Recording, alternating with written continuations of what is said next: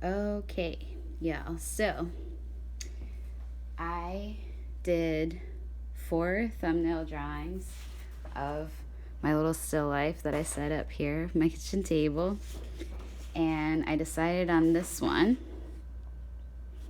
So I just did sort of, contour drawing as we'd been doing, so thinking in shapes. Um, and that's going to be kind of like, used as my outline. And what I've also done is I tore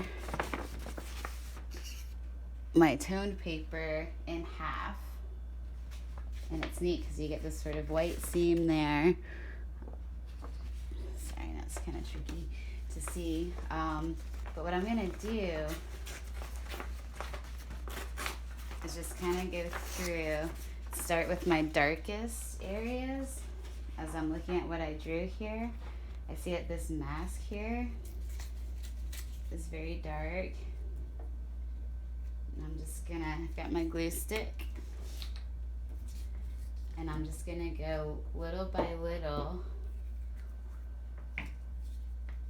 building up from darkest to lightest. So sort of the opposite of what we did with our charcoal, because in this way we can go lighter with our midtones. So I'm looking at this mask here, and then let's see what through there, it's a little bit lighter. I'm gonna glue that down. So far I have this and it's pretty a little rough looking. But what's cool about this is I can use the nuances of the tones to build up in the same way that we use our mark making. So what else is dark here? The rest of the bottom of this teapot. I'm just gonna get the glue stick on there. And it's a little lighter towards the top. I'm gonna get that in.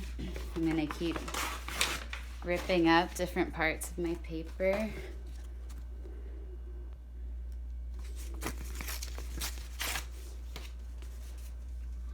Let's see. Here in this negative space, it's pretty dark.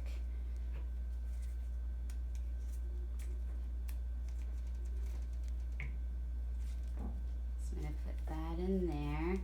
It overlaps with the kettle a bit. I'm gonna get some of my mid-tone paper ripped there. Kind of have that going.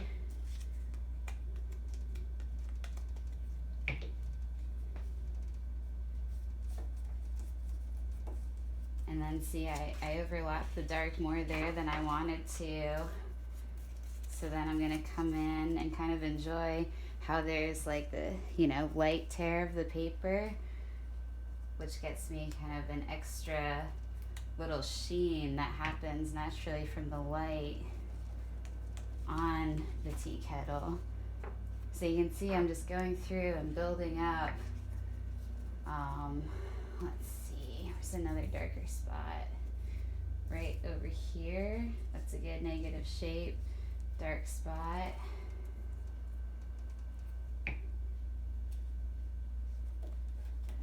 There, I'm gonna leave the leaf happening because as I've been telling you guys to kind of squint your eyes to see the lights and the darks.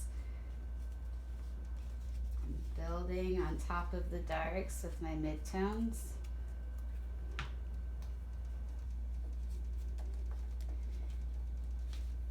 And now I'm gonna take another shred of this to get very light, where it's super light on the leaf right there that I'm looking at. I'm just gonna tear that a little bit.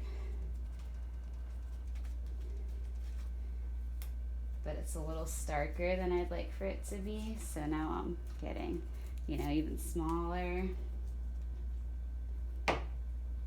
be more specific. You see, I'm starting to get the lights and the darks happening in the still life. And you know, you can use your scissors to cut, but I find it's a lot more intuitive and you get a neater result when you're, you know, using your fingers to kind of like sculpt and mold what it is that you want to see. It's a very direct approach, which is how I like to work when it comes to setting up these tonal relationships. And so, you know, you can even like just tear your paper a lot so you can view how you've torn your paper as marks that you're going to be putting down onto your still life. Same deal happens with our mark making page.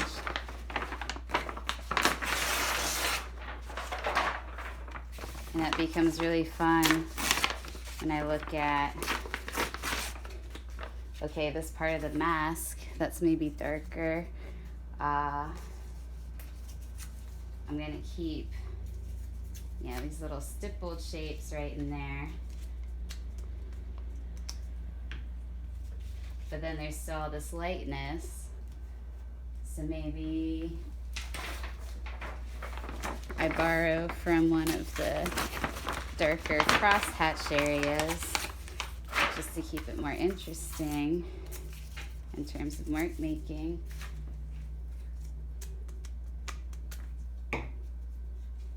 Use that to create a darker side. And then to get, you know, even below where this shadow is here, I'll add a solid dark mark from my toned paper. And so you can see I start to get some really interesting stuff happening.